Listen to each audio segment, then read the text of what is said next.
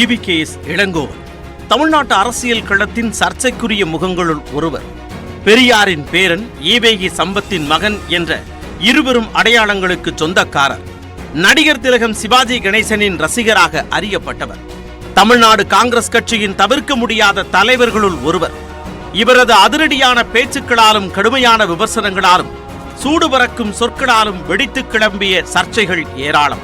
ஜெயலலிதாவை விமர்சிக்க இவர் பயன்படுத்திய வார்த்தை பரபரப்பின் உச்சம். ஆளுகின்றவர்களுக்கு மக்கள் மீது அக்கறை இல்லை என்று, அது மேலே ஆளுகின்ற மோடியாக இருந்தாலும் சரி, அல்லது இங்கே ஆண்டு கொண்டிருக்கின்ற கோமலவல்லியாக இருந்தாலும் சரி, பேரை சொல்லுகின்றாரே, நான் முதலமைச்சர் அல்லவா என்று நீங்கள் கேட்கலாம். முதலமைச்சராக இருப்பதற்கான தகுதியை ஜெயலலிதா நீர் இழந்து விட்டார். கருணாநிதி குறித்து இவர் வைத்த விமர்சனம் கூட்டணியையே அசைத்து பார்த்தது. நரேந்திர மோடி குறித்து இவர் பேசியது பெரும் சர்ச்சையாக வெடித்தது.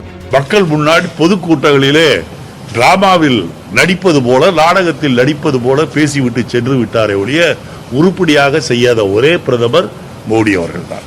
பிரதமர் மோடி என்றால் ஒடிகேட்டு சொல்லுங்கள். இன்னும் பெரிய பிரதம மந்திரி என்றால் தலையை வாங்கி விடுவாரா? ஏன் பயப்படுவீர்கள்? குரல் வரட்டும்.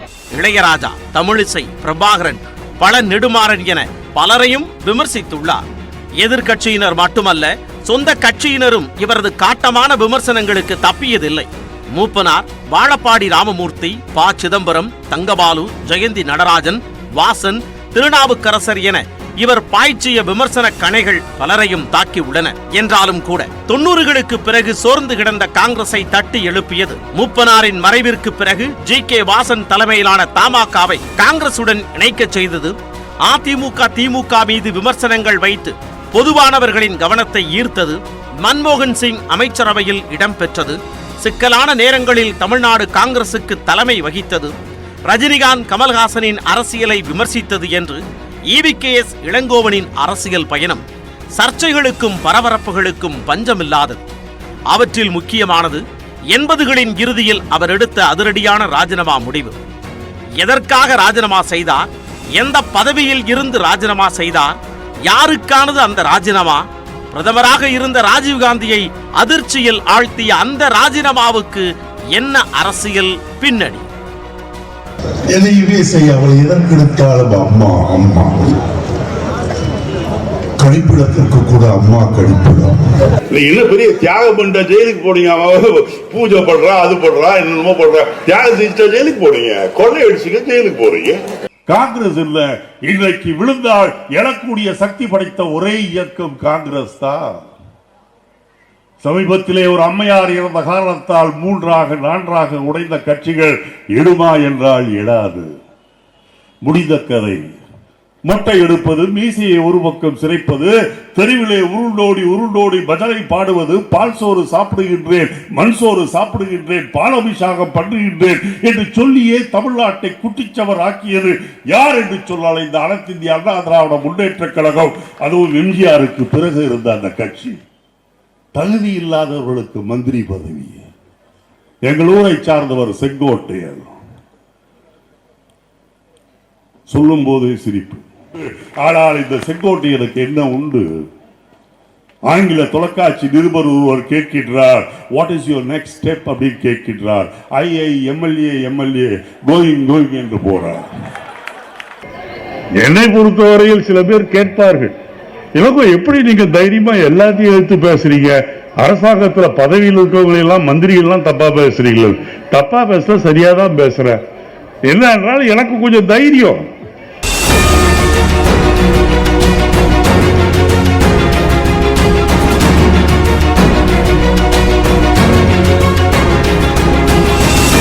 பெரியாரின் சகோதரர் ஈவே கிருஷ்ணசாமியின் மகனும் திமுகவை நிறுவிய தலைவர்களில் ஒருவருமான ஈவிகே சம்பத்தின் மகன் ஈவிகேஎஸ் இளங்கோவன் 1948ஆம் ஆண்டு டிசம்பர் மாதம் 21ஆம் தேதியன்று பிறந்த ஈவிகேஎஸ் இளங்கோவனுக்கு மதிவாணன், இனியன், கௌதம், நாகம்மாள், அன்பு எழில் ஆகியோர் உடன்பிறப்புகள்.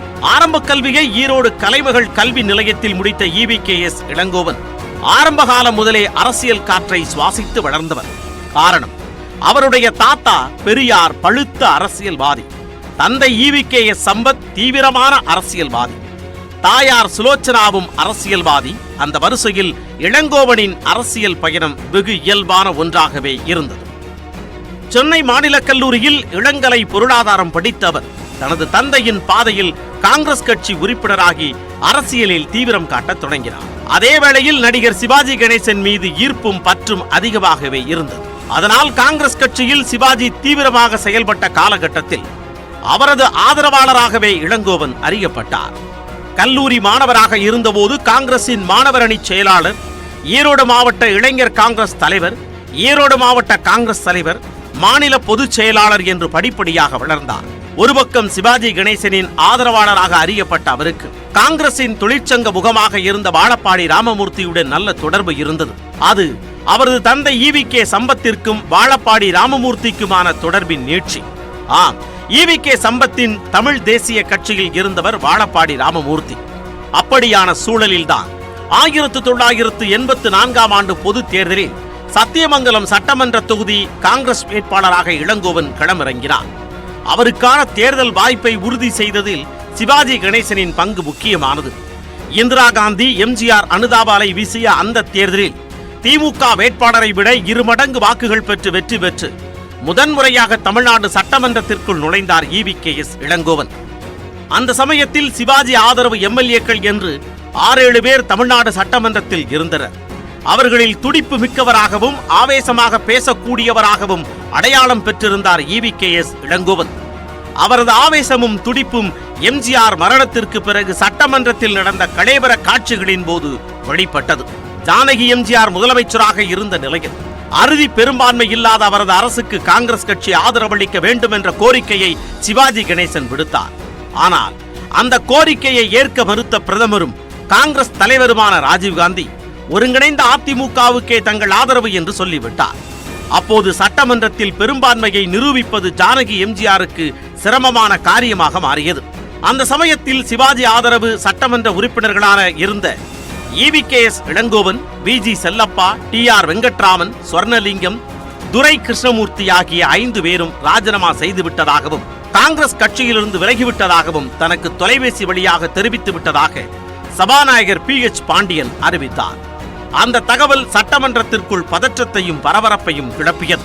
யார் சொல்லி EVKS இளங்கோவன் உள்ளிட்டோர் ராஜினாமா செய்தனர் என்ற கேள்வி காங்கிரஸ் மற்றும் அதிமுகவின் 2 பிரிவு MLAக்களிடம் எழுந்தபோது திடீரென EVKS இளங்கோவன் உள்ளிட்ட 5 MLAக்களும் அதிரடியாக சட்டமன்றத்திற்குள் நுழைந்த ஆச்சரியத்தை கிளப்பினர். சிவாஜி ஜானகி MGR பக்கம் இருக்கிறார், EVKS இளங்கோவன் உள்ளிட்டோர் சிவாஜி உத்தரவிட்டு ஜானகிக்கு ஆதரவாக ராஜினாமா செய்திருக்கிறார்கள் என்பதால் மற்ற காங்கிரஸ் உறுப்பினர்கள் EVKS இளங்கோவன் உள்ளிட்டோர் மீது கடுமையான தாக்குதலை நிகழ்த்தினர். சட்டமன்றத்திற்குள் வைத்து நடத்தப்பட்ட கொலைவெறி தாக்குதலில் EVKS இளங்கோவன் உள்ளிட்ட 4 தப்பிப்பதே பெரும்பாடானது. பிறகு EVKS உள்ளிட்டோர் மீது காங்கிரஸ் கட்சி ஒழுங்கு நடவடிக்கை எடுத்தது. ராஜீவ்காந்தி மீது கொண்ட அதிருப்தியால் சிவாஜி கணேசன் எடுத்த முடிவுக்கு சிவாஜி கணேசன் மீது கொண்ட பக்தியால் சம்மதம் தெரிவித்து தனது சட்டமன்ற உறுப்பினர் பதவியை EVKS இளங்கோவன் ராஜினாமா செய்தது அவரது அரசியல் பயணத்தில் முக்கியமான நிகழ்வு. ஜானகி MGR அரசை ஆதரிக்காமல் கவிழ்த்த ராஜீவ்காந்திக்கு எதிர்ப்பு தெரிவித்த சிவாஜி கணேசன் தமிழக முன்னேற்ற முன்னணி என்ற பெயரில் தனிக்கட்சி ஆரம்பித்தார். அப்போது காங்கிரசில் இருந்து விலகி சிவாஜிக்கு துணையாக நின்றார் EVKS இளங்கோவன். பிறகு நடந்த 1989ஆம் ஆண்டு சட்டமன்ற தேர்தலில் அதிமுக ஜானகி அணியுடன் சிவாஜியின் தமிழக முன்னேற்ற முன்னணி கூட்டணி வைத்துக் கொண்டது. அந்த அணியில் சிவாஜி கட்சிக்கு 50 தொகுதிகள் ஒதுக்கப்பட்டன. அப்போது தமிழக முன்னேற்ற முன்னணியின் பவானிசாகர் சட்டமன்ற தொகுதி வேட்பாளராக EVKS இளங்கோவனை களமிறக்கினார் சிவாஜி கணேசன். அந்த தேர்தலில் சுமார் 8000 வாக்குகளை மட்டுமே பெற்று 4ஆம் இடத்திற்கு வந்தார் இளங்கோவன். பிறகு சிவாஜி கணேசன் அரசியலில் இருந்து விலகி நின்ற சமயத்தில் மீண்டும் தாய் கட்சியான காங்கிரஸில் இணைந்த EVKS இளங்கோவன் அங்கே தீவிரமாக செயல்பட தொடங்கினார். 1996ஆம் ஆண்டு மக்களவைத் தேர்தலில் கிருஷ்ணகிரி தொகுதி காங்கிரஸ் வேட்பாளராக களமிறக்கப்பட்டார் EVKS இளங்கோவன். அந்த தேர்தலில் காங்கிரஸில் இருந்து பிரிந்து தமிழ் மாநில காங்கிரஸை தொடங்கிய மூப்பனார் திமுகவுடன் பலமான கூட்டணியை அமைத்திருந்தார். என்றாலும் அதிமுக கூட்டணியில் போட்டியிட்ட EVKS இளங்கோவன் சுமார் 1.25 லட்சம் வாக்குகள் வாங்கி 2ஆம் இடத்தை பெற்றார். பிறகு நடந்த 1998ஆம் ஆண்டு மக்களவைத் தேர்தலில் கோபிச்செட்டிப்பாளையத்தில் காங்கிரஸ் வேட்பாளராக போட்டியிட்டார் EVKS இளங்கோவன். அப்போது திமுக தமாக ஓர் அணியாகவும் அதிமுக பாஜக உள்ளிட்ட கட்சிகள் தனி அணியாகவும் போட்டியிட்டன. மூன்றாம் அணியாக காங்கிரஸ் போட்டியிட்டதால் அந்த தேர்தலில் EVKS இளங்கோவன் சுமார் 50,000 வாக்குகள் பெற்று மூன்றாம் இடத்திற்கு வந்தார். மூப்பனார், வாழப்பாடி ராமமூர்த்தி, ப. சிதம்பரம், ரங்கராஜன், குமாரமங்கலம் போன்ற காங்கிரசின் மூத்த மற்றும் முக்கிய தலைவர்கள் பலரும் காங்கிரசிலிருந்து விலகி தமாக, பாஜக, தனிக்கட்சி என்று நகர்ந்தபோது EVKS இளங்கோவன், தங்கவாலு உள்ளிட்ட வெகு சிலரை தடம் மாறாமல் காங்கிரசில் தொடர்ந்தனர். அப்போது தமிழ்நாடு காங்கிரசின் பொதுச் செயலாளராக இருந்த EVKS இளங்கோவன் வசம் அதிமுக்கிய பதவி வந்து சேர்ந்தது. EVKS சம்பத்தே தமிழ்நாடு காங்கிரசின் துணைத் தலைவர் என்ற உயரத்தையே எட்டியிருந்தார். ஆனால் அவரது மகன் EVKS இளங்கோவன் தமிழ்நாடு காங்கிரஸ் கமிட்டி தலைவராக பொறுப்பேற்று ஆச்சரியத்தை ஏற்படுத்தினார். 2001ஆம் ஆண்டு சட்டமன்ற தேர்தலில் அதிமுக தலைமையில் மெகா கூட்டணியை உருவாக்கினார் ஜெயலலிதா. அப்போது காங்கிரஸ் தலைவராக பேச்சுவார்த்தையில் ஈடுபட்டு காங்கிரசுக்கான தொகுதிகளை உறுதி செய்ததில் மூப்பனாரின் பங்களிப்போடு EVKS இளங்கோவனின் செயல்பாடும் இருந்தது. அந்த தேர்தல் முடிவுக்கு பிறகு EVKS இளங்கோவனின் சொல்லிலும் செயலிலும் மிகப்பெரிய திருப்பம் ஏற்பட்டது. முதலமைச்சர் ஜெயலலிதா, திமுக தலைவர் கருணாநிதி உள்ளிட்ட தலைவர்களை நோக்கி கடுமையான விமர்சன கணைகளை பாய்ச்சி அரசியல் களத்தில் அதிர்வுகளை கிளப்பினார். அதே சமயம் காங்கிரஸ் கட்சியை பலப்படுத்துவதிலும் தீவிர கவனம் செலுத்தினார். குறிப்பாக காங்கிரசில் இருந்து விரிந்து செயல்பட்டு வந்த வாழப்பாடி ராமமூர்த்தியின் தமிழக ராஜீவ் காங்கிரஸ், G.K. வாசனின் தமிழ் மாநில காங்கிரஸை காங்கிரசில் இணைக்கும் முயற்சியில் ஈடுபட்டார். ஒரு காலத்தில் வாழப்பாடி ராமமூர்த்தி ஆதரவாளராக அறியப்பட்ட EVKS இளங்கோவன் பின்னாளில் வாழப்பாடியாரை காங்கிரசில் இணைக்கும் முயற்சியை கையில் எடுத்து அதில் வெற்றியும் பெற்றார். அதேபோல மூப்பனாரின் மறைவிற்கு பிறகு G.K. வாசன் தலைமையில் செயல்பட்ட தமிழ் மாநில காங்கிரஸை மீண்டும் காங்கிரசில் இணைக்க தொடர் முயற்சி எடுத்தார் EVKS இளங்கோவன். பத்திரிகைகள், அறிக்கைகள் வழியாக தொடர்ச்சியாக தமாகவுக்கு அழைப்பு விடுத்தார். அதன் பலனாக சோனியா காந்தி தலைமையிலான காங்கிரஸில் தமிழ் மாநில காங்கிரஸை இணைத்தார் G.K. வாசன். அந்த வகையில் சோர்ந்து கிடந்த காங்கிரஸ் தொண்டர்களுக்கு நம்பிக்கை அளித்து பிரிந்து கிடந்தவர்களை ஒன்று சேர்த்து காங்கிரஸை பலப்படுத்தியதில் EVKS இளங்கோவனின் பங்கு முக்கியமானது. இங்கே வியப்பு என்னவென்றால், காங்கிரஸ் தமாக இணைப்பிற்கு பின் காங்கிரஸ் தலைவர் பதவியை தமாகவிலிருந்து வந்த சோ பாலகிருஷ்ணனுக்கு விட்டு தந்துவிட்டு தமிழ்நாடு காங்கிரசின் செயல் தலைவராக செயல்பட்டார் EVKS இளங்கோவன். சொல்லின் செல்வர் என்ற அடைமொழிக்கு சொந்தக்காரர் EVK சம்பத். அவரது மகனான EVKS இளங்கோவன் பயன்படுத்திய சில சொற்கள் அரசியல் களத்தில் அதிர்வுகளை கிளப்பின. குறிப்பாக வெளிநாட்டில் பிறந்த சோனியா காந்தி இந்தியாவின் பிரதமராக கூடாது என்றும், சோனியாவின் இயற்பெயர் சோனியா ஆண்டோனியா மெய்னா என்றும் பொது மேடைகளில் முதலமைச்சர் ஜெயலலிதா பேசிய போது ஜெயலலிதாவை கோமளவல்லி ஜெயலலிதா என்று பேசி அரசியல் களத்தில் பரபரப்பை கிளப்பினார் EVKS இளங்கோவன். ஏனென்று கேட்டபோது சோனியாவின் இயற்பெயரை அரசியல் விமர்சனத்திற்கு ஜெயலலிதா பயன்படுத்தினார். ஜெயலலிதாவின் இயற்பெயரான கோமளவல்லியை தானும் பயன்படுத்துவேன் என்றார் EVKS இளங்கோவன். ஜெயலலிதா மட்டும் இல்ல பெரிய இவரா? நான் உலகத்தில் எந்த கோமளவல்லிக்கும் பயப்படாதவன் நான். அதன் பிறகு அதிமுக முன்னணி தலைவர்களும் EVKS இளங்கோவனுக்கும் இடையே கடும் வார்த்தை போர்கள் நடந்தன. உண்மையில் ஜெயலலிதாவை கோமளவல்லி என்று இளங்கோவன் விமர்சித்த காலகட்டத்தில் அதிமுகவின் முக்கிய பொறுப்பில் இருந்தார் இளங்கோவனின் தாயாரான சுலோச்சனா சம்பத். அந்த காலகட்டத்தில் EVKS இளங்கோவனின் அறிக்கைகளும் செய்தியாளர் சந்திப்புகளும் அரசியல் களத்தில் பேசுபொருளாகின. 2004ஆம் ஆண்டு மக்களவைத் தேர்தலில் திமுக காங்கிரஸ் கூட்டணி சார்பில் கோபிச்செட்டிப்பாளையம் தொகுதி காங்கிரஸ் வேட்பாளராக களமிறங்கினார் EVKS இளங்கோவன். அப்போது தன்னை எதிர்த்து போட்டியிட்ட அதிமுக வேட்பாளரை விட 2 மடங்கு வாக்குகள் பெற்று பிரம்மாண்ட வெற்றியை பெற்ற EVKS இளங்கோவன் பிறகு அமைந்த மன்மோகன் சிங் அமைச்சரவையில் மத்திய ஜவுளித்துறை இணை அமைச்சரானார். ஆரம்பத்தில் அதிமுகவையும் ஜெயலலிதாவையும் விமர்சித்து பேசிய EVKS இளங்கோவன் மெல்ல மெல்ல திமுகவையும் கருணாநிதியையும் சீண்டத் தொடங்கினார். 2005ஆம் ஆண்டு பிப்ரவரியில் காங்கிரஸ் கட்சியின் ஆலோசனை கூட்டத்தில் திமுக தலைவர் கருணாநிதியை பற்றி EVKS இளங்கோவன் பேசியது பத்திரிகைகளில் கசிந்து பெரும் சர்ச்சையாக வெடித்தது. 2006ஆம் ஆண்டு சட்டமன்ற தேர்தலில் கூட்டணி ஆட்சியை நிபந்தனையாக வைத்தே திமுகவுடன் கூட்டணி அமைக்க வேண்டும் என்றும், திமுக ஆட்சியை பிடிக்க காங்கிரஸ் தொண்டன் அடிபட வேண்டுமா என்றும் பேசியதாக பிரச்சனை வெடித்தது. குறிப்பாக திமுக தலைவரின் சாதியை மறைமுகமாக சொல்லி விமர்சித்தார் என்றும், ஸ்டாலின் முதல் தயாநிதி மாறன் வரை பலரையும் கடுமையான சொற்களால் வசைபாடினார் என்றும், EVK சம்பத்திற்கும் கருணாநிதிக்குமான கடந்த கால மோதல்கள் குறித்து பேசியதாகவும் சர்ச்சை உருவானது. அதனைத் தொடர்ந்து தனது சர்ச்சைக்குரிய பேச்சுக்கு EVKS இளங்கோவன் வருத்தம் தெரிவித்துக் கொண்டார். அதை ஏற்றுக்கொள்ளாத திமுக உடனடியாக கட்சியின் உயர்நிலை செயல் திட்டக் குழுவை கூட்டியது. பிறகு செய்தியாளர்களை சந்தித்த கருணாநிதி 2004ஆம் ஆண்டு மக்களவைத் தேர்தலில் இளங்கோவனை ஆதரித்து கொளுத்தும் வெயிலில் பரப்புரை செய்ததை நினைவூட்டியதோடு தன்னை இளங்கோவன் விமர்சித்தது குறித்த ஆதங்கத்தையும் செய்தியாளர்களிடம் பகிர்ந்து கொண்டார். அத்தோடு இளங்கோவன் மீது கட்சி தலைமை நடவடிக்கை எடுக்கவும் வலியுறுத்தினார். பிறகு காங்கிரஸ் தலைமை எடுத்த சமாதான முயற்சிகளால் EVKS இளங்கோவன் எழுப்பிய சர்ச்சை முடிவுக்கு வந்தது. ஒரு முறை திராவிட முன்னேற்ற கழகத்தையும் டாக்டர் கலைஞர் அவர்களையும் ஒரு விஷயத்திற்காக நான் கொஞ்சம் விமர்சனம் செய்ய வேண்டிய அவசியம் வந்தது. கொஞ்சம் விமர்சனம் செய்ய வேண்டியவைகளையே கொஞ்சம் அதிகமாக செய்பவள் நான் என்பது எனக்கு தெரியும். செய்த காரணத்தால் அவரிடம் போய் சொன்னார்கள். அப்போது அவர் சொன்னார், இளங்கோவன் என் மடியிலே தவழ்ந்து விளையாடிய குழந்தை. அந்த இளங்கோவனுக்காக கோவிச்செட்டிப்பாளையத்திலே நான் வெயிலையும் பொருட்படுத்தாமல் அந்த இளங்கோவனுக்கு வாக்குகள் சேகரித்து தந்தேன்.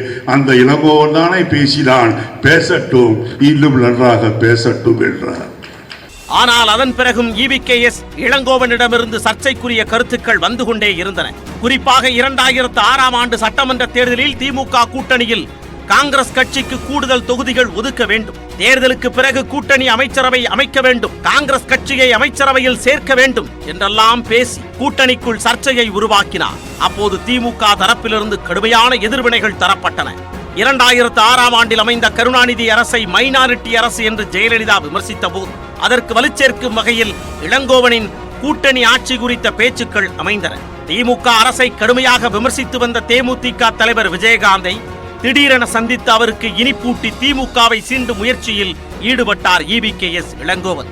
EVKS இளங்கோவனின் இப்படியான நடவடிக்கைகள் திமுக காங்கிரஸ் இடையே சலசலப்பை உண்டாக்கி 2009ஆம் ஆண்டு மக்களவை தேர்தலிலும் எதிரொலித்தது. அப்போது புதிதாக உருவாக்கப்பட்ட ஈரோடு மக்களவை தொகுதியில் போட்டியிட்ட இளங்கோவன் அதிமுக அணி சார்பில் போட்டியிட்ட மதிமுகவின் கணேசமூர்த்தியிடம் தோற்று போனார். அதன் பிறகும் இளங்கோவனின் சீற்றம் நிரம்பிய பேட்டிகளும் கருத்துக்களும் தொடரவே செய்தன. GK வாசன் தமிழ்நாடு காங்கிரஸ் தலைவராக நியமிக்கப்பட்ட போது காங்கிரஸ் உருப்பட 10 யோசனைகள் என்று பிரபல வார இதழுக்கு பேட்டி கொடுத்து பரபரப்பை கிளப்பினார். ஈழத்தமிழர் பிரச்சனையை முன்வைத்து திமுக காங்கிரஸ் இடையே மோதல் வெடித்த போது EVKS இளங்கோவன் பயன்படுத்திய கடும் சொற்கள் சர்ச்சைகளின் உச்சம். ஒரு கட்டத்தில் திமுக காங்கிரஸ் உடைந்த போது காங்கிரஸை பிடித்திருந்த தீமை விலகிவிட்டது என்றார் EVKS இளங்கோவன். உடனே காங்கிரஸை விட்டு விலகிவிட்டாரா இளங்கோவன் என்று எதிர்கேள்வி எழுப்பினார் கருணாநிதி. அதன் பிறகு 2014ஆம் ஆண்டு மக்களவை தேர்தலில் திருப்பூர் தொகுதியில் போட்டியிட்டு சுமார் 50,000 வாக்குகளுடன் 4ஆம் இடம் பெற்றார் EVKS இளங்கோவன். 2014ஆம் ஆண்டு மக்களவை தேர்தல் தோல்வி தமிழ்நாடு காங்கிரஸை பலவீனப்படுத்தி இருந்த சூழலில் GK வாசன் காங்கிரஸில் இருந்து வெளியேறி மீண்டும் தமிழ் மாநில காங்கிரஸை தொடங்கினார். அப்போது மீண்டும் தமிழ்நாடு காங்கிரசுக்கு தலைவராகும் வாய்ப்பு EVKS இளங்கோவன் வசம் வந்து சேர்ந்தது. அதன் பிறகும் சர்ச்சைகளும் பரபரப்புமாகவே காங்கிரஸை வழிநடத்த ஆரம்பித்தார். நான் என்னுடைய மூவரார் கட்சியை சார்ந்த அருமை நண்பர்களுக்கு சொல்கிறேன், சில இடங்களில் நீங்கள் வாளாட்டி கொண்டிருக்கிறீர்கள். இந்த வாள் ஆட்டுவது தொடர்மையானால் வாள் வெட்ட நறுக்கப்படும். அதிமுக அரசின் மீது ஊழல் புகார்களை சொல்லி எதிர்க்கட்சி அரசியலை தீவிரப்படுத்தியவர் ஒரு கட்டத்தில் வார்த்தைகளில் அத்துமீறினார். தமிழ்நாட்டிற்கு வந்த பிரதமர் மோடி முதல்வர் ஜெயலலிதாவின் வீட்டிற்கு சென்று விருந்து சாப்பிட்டார். அது குறித்து பேசிய EVKS இளங்கோவன் பயன்படுத்திய தரக்குறைவான சொற்கள் அரசியல் களத்தில் சர்ச்சை நெருப்பை பற்ற வைத்தன. கட்சி எல்லைகள் கடந்து கடுமையான கண்டனத்திற்கு ஆளானார் EVKS இளங்கோவன். முன்னாள் முதலமைச்சர்களான கருணாநிதி ஜெயலலிதாவை மட்டுமல்ல, ஜெயந்தி நடராஜன் காங்கிரசில் இருந்து விலகிய போது அவரையும் அவரது தாத்தாவும் முன்னாள் முதலமைச்சருமான பக்தவச்சலத்தையும் விமர்சித்தார். காங்கிரஸ் கட்சிக்காக மூப்பனார் என்ன செய்தார் என்று கேள்வி எழுப்பினார். சிதம்பரமும் அவரது மகன் கார்த்தி சிதம்பரமும் கட்சியிலிருந்து வெளியேறினால் நல்லது என்று மறைமுகமாக பேசி பரபரப்பை கிளப்பினார். சிதம்பரம் காங்கிரஸ் பின்னடைவு ஏற்படுமா? காங்கிரஸை பொறுத்தவரையில் யார் போனாலும் இந்த இயக்கம் கவலைப்படாது. மிகப்பெரிய தலைவர்கள் பெரியார் ராஜாஜி வெளியே போற போது கவலைப்படாத இந்த இயக்கம் சிலர் போவதை பற்றி நாங்கள் கவலைப்படுவதில்லை. இப்படி சர்ச்சையும் பரபரப்புமாகவே 2016ஆம் ஆண்டு சட்டமன்ற தேர்தலை எதிர்கொண்டார் தமிழ்நாடு காங்கிரஸ் கமிட்டி தலைவர் EVKS இளங்கோவன். அந்த தேர்தலில் திமுக காங்கிரஸ் கூட்டணி அமைத்து போட்டியிட்டன. அப்போது காங்கிரஸ் கட்சிக்கு சொற்ப இடங்களே கிடைத்ததால் தேர்தல் தோல்விக்கு பொறுப்பேற்று தமிழ்நாடு காங்கிரஸ் கமிட்டியின் தலைவர் பதவியை ராஜினாமா செய்தார் EVKS இளங்கோவன். அவருக்கு பதிலாக இன்னொருவரை நியமிப்பதில் பெரும் காலதாமதம் ஏற்பட்டு திருநாவுக்கரசர் நியமிக்கப்பட்டார். அதன் பிறகும் கூட சர்ச்சை காற்று EVKS இளங்கோவனை சுற்றி சுழன்று கொண்டே இருந்தது. திருநாவுக்கரசர் என்றால் யார் என்றே தமக்கு தெரியாது என்றார். இளையராஜா குறித்து அவர் பேசியது கடுமையான விமர்சனத்திற்கு உள்ளானது. குறிப்பாக மோடி அம்பேத்கர் தொடர்பான புத்தகத்திற்கு இளையராஜா அணிந்துரை எழுதியது சர்ச்சையான போது தபேலா வாசித்தவர்கள் எல்லாம் இசையமைப்பாளர்களா என்றும் பணமும் புகழும் வந்துவிட்டால் உயர் சாதியாகி விடுவார்களா என்றும் EVKS இளங்கோவன் பேசியது பலத்த விமர்சனத்திற்கு உள்ளானது. தபாலா எடுத்து அடிக்கின்றவனெல்லாம் இசையமைப்பாளராக ஆகிவிட முடியாது. உணவுக்கு வழி இல்லாமல் வறுமை கோட்டின் கீழே இருந்த நேரத்தில் கம்யூனிச சித்தாந்தங்களை ஏற்றுக்கொண்டவர்கள் பணமும் புகழும் வந்தவுடன் அவர்கள் நாங்கள் உயர்ந்த ஜாதி என்று நினைத்துக் கொள்கின்றார்களே, இது எந்த நியாயம்? இந்த ஆளுடைய நான் சொல்வது யார் என்று உங்களுக்கு புரியும். ரஜினிகாந்தும் கமல்ஹாசனும் அரசியலின் கோரப்பிடிக்குள் சிக்கிக் கொள்ளக் கூடாது என்று பேசிய இளங்கோவன் அவர்களது அரசியல் நுழைவை கடுமையாக விமர்சித்தார். இந்த பின்னணியில் தான் 2019 ஆண்டு மக்களவைத் தேர்தலில் தேனி தொகுதி காங்கிரஸ் வேட்பாளராக களமிறங்கினார் EVKS இளங்கோவன். ஏற்கனவே கிருஷ்ணகிரி, கோபிச்செட்டிப்பாளையம், ஈரோடு, திருப்பூர் தொகுதிகளில் போட்டியிட்டிருந்த அவருக்கு தேனி தொகுதி சற்று மாறுபட்ட தொகுதியாக இருந்தது. அந்த தொகுதியில் அதிமுக வேட்பாளராக போட்டியிட்டவர் அப்போதைய துணை முதலமைச்சரான O பன்னீர்செல்வத்தின் மகன் OP ரவீந்திரநாத் குமார். பிரதமர் மோடி நேரில் வந்து ரவீந்திரநாத் குமாருக்கு ஆதரவாக பரப்புரை செய்தார். கடுமையான போட்டி நிலவிய அந்த தொகுதியில் சுமார் 76,000 வாக்குகள் வித்தியாசத்தில் தோல்வியடைந்தார் EVKS இளங்கோவன். இங்கே கவனிக்க வேண்டிய அம்சம் 2019 ஆண்டு மக்களவைத் தேர்தலில் திமுக காங்கிரஸ் கூட்டணி புதுச்சேரியுடன் சேர்ந்து மொத்தமுள்ள 40 தொகுதிகளில் EVKS இளங்கோவன் போட்டியிட்ட தேனியை தவிர மற்ற அனைத்து இடங்களையும் கைப்பற்றியிருந்தது. அந்த தோல்விக்கு பிறகு தீவிர அரசியலில் இருந்து சற்றே விலகி இருந்தார் EVKS இளங்கோவன். அதே சமயம் 2021 ஆண்டு சட்டமன்ற தேர்தலில் EVKS இளங்கோவனின் மகன் திருமகன் ஈவேரா ஈரோடு கிழக்கு தொகுதி காங்கிரஸ் வேட்பாளராக நிறுத்தப்பட்டார். பலத்த போட்டி நிலவிய அந்த தொகுதியில் இரட்டை இலை சின்னத்தில் போட்டியிட்ட தமாக வேட்பாளர் யுவராஜாவை சுமார் 9,000 வாக்குகள் வித்தியாசத்தில் வீழ்த்தி வெற்றி பெற்றார் திருமகன் ஈவேரா. சட்டமன்ற உறுப்பினராகி 2 ஆண்டுகள் கூட நிறைந்திடாத நிலையில் அகால மரணமடைந்தார் திருமகன் ஈவேரா.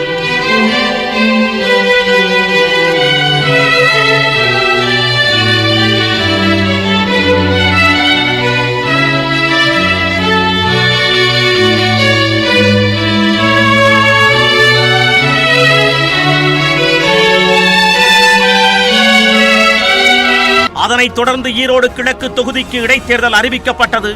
காங்கிரஸ் வென்ற தொகுதி என்பதால் காங்கிரஸ் சார்பில் EVKS இளங்கோவன் குடும்பத்தைச் சேர்ந்த ஒருவர் வேட்பாளராக நிறுத்தப்படுவார் என்றே சொல்லப்பட்டது. தனது மற்றொரு மகன் சஞ்சய் சம்பத்திற்கு வாய்ப்பு கேட்டிருப்பதாக சொன்னார் EVKS இளங்கோவன். ஆனால் திடீர் திருப்பமாக ஈரோடு கிழக்கு தொகுதி காங்கிரஸ் வேட்பாளராக EVKS இளங்கோவனை அறிவித்தது காங்கிரஸ் தலைமை.